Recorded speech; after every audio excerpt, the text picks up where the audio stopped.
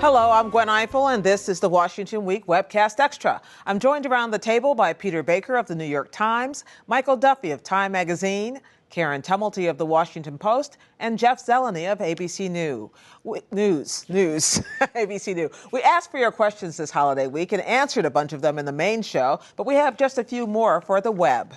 From Ken, all Americans need health care, he said. Sent us this by Facebook. Can't we just skip Obamacare and go directly to single-payer national health care? I think we've heard this question before, Michael. Well, you know, there are those who would have preferred that as the option at the beginning, both this round and 15 years ago. Including many Democrats, mostly Democrats. Absolutely. But because so many Americans already have health insurance and because this president and his allies in the Democratic Party thought it was best to use the existing private insurance market and leave it in place and build on that using a combination of public approach and market forces, they created something that's a hybrid. And that, you know, a lot of people think maybe now, given whatever startup problems there are, we should go to the single payer. But the politics at the moment aren't toward a single payer. They're kind of away from that. So whatever logic you might see in one system over another, the politics at the moment really argue for leaving this hybrid thing in place and just trying to make that work. Yeah. It turns out Americans are paying attention to even the most arcane debates here in Washington, including the debt limit. Remember that? Let's take a listen. Why is there no debt limit?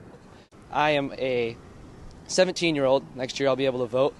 And my generation is going to have to pay for the amount of debt that this generation is wasting.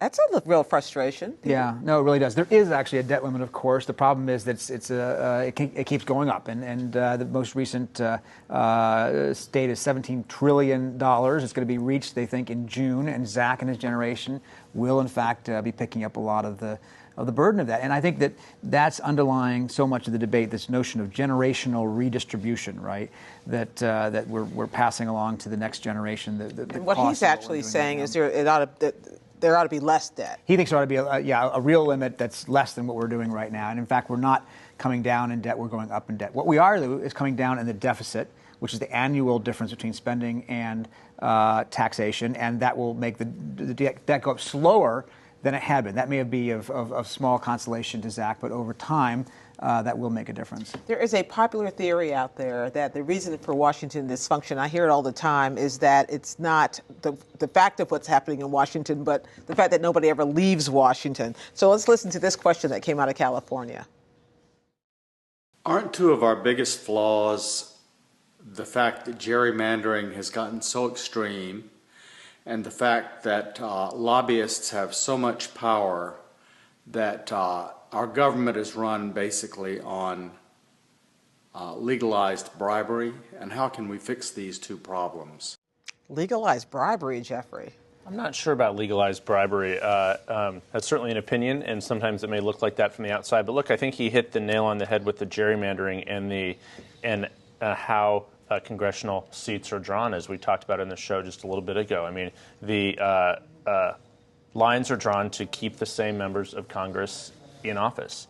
And it's not changing except in California. Aren't those lines drawn on the state level? Is this really a federal government problem? Well, I think it becomes both. I mean, the lines are drawn on the state level. That's one of the reasons that for all the, Republicans trying to figure out their brand in Washington, is the Republican Party, hit its peak? Not in the countries. Republicans are running state capitals, the majority of state legislatures, et cetera, and those are the lawmaking bodies that are drawing these lines. So I think that legalized bribery probably is a step too far, but there is a lot of money involved in politics. We're not going to see that changing. But the Obama administration this week has tried to make a small change in that, trying to switch the legal definition of what these not-for-profit groups can sort of do. We'll see if that actually has any impact on the next election here, but it certainly looks like that from the outside. Whether we would call it legalized bribery or not, it clearly isn't functioning well, and something at some point, the fever we keep talking about, needs to break. But we're also becoming a more polarized country. The Senate is not subject to gerrymandering, and yet in the Senate you used to have liberal Republicans and you used to have conservative Democrats.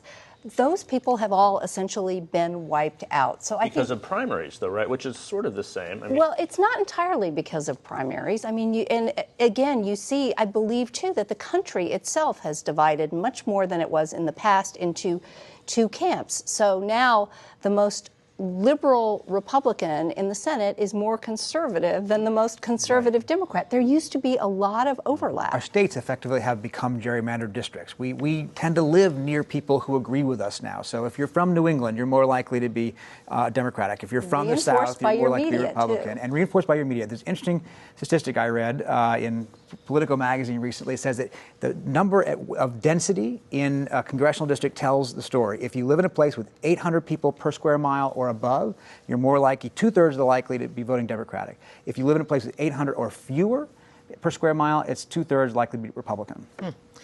Politico magazine, a fine publication. I want to end with one more thing, which was a big deal this week in the last couple of weeks. 3 big developments on foreign policy in Iran, Afghanistan, and Syria. This is what the president had to say about that. Some of you may recall that when I first ran for president, I said it was time for a new era of American leadership in the world. One that turned the page on a decade of war and began a new era of our engagement with the world. And as president and as commander-in-chief, I've done what I said. We ended the war in Iraq. We brought our troops home. Osama bin Laden met justice. The war in Afghanistan will end next year. I've done what I said, the president said, which is really key, but we're not so certain, given what we've been watching this week, that the war in Afghanistan is going to end next year, that the peace in Syria will be brokered, or even that Iran will be free of nuclear weapons. The gamble he's taking this week with Iran is perhaps one of the most dramatic of his presidency, particularly on foreign policy. He did say he was going to try to begin a new era of engagement, which meant talking not just to your allies, but to your enemies. Very controversial in the original 2008 campaign. Big dust-up between he and Hillary Clinton about this, and later with McCain. But really this week, this was the time we saw him actually lay that card on the table and say, I will not just talk to Iran, I will actually do a deal with it, reversible, verifiable, or all the things that they said it was going to be short-term, on a hunch that they will come along and be trustworthy. That's really something we haven't seen him do yet. This is the first high-stakes sort of acting out of that policy that he laid down 5 years ago. We started the main program by talking about second-term itis, Peter. And I wonder if foreign policy issues aren't just the bane of the second term, and that that's what presidents want to get cleaned up. Those are the things they want to button up, but it seems elusive. It does. Obviously, look, Iran might turn out to be a signal moment, and it might not. That's the problem. It is a temporary thing at the moment.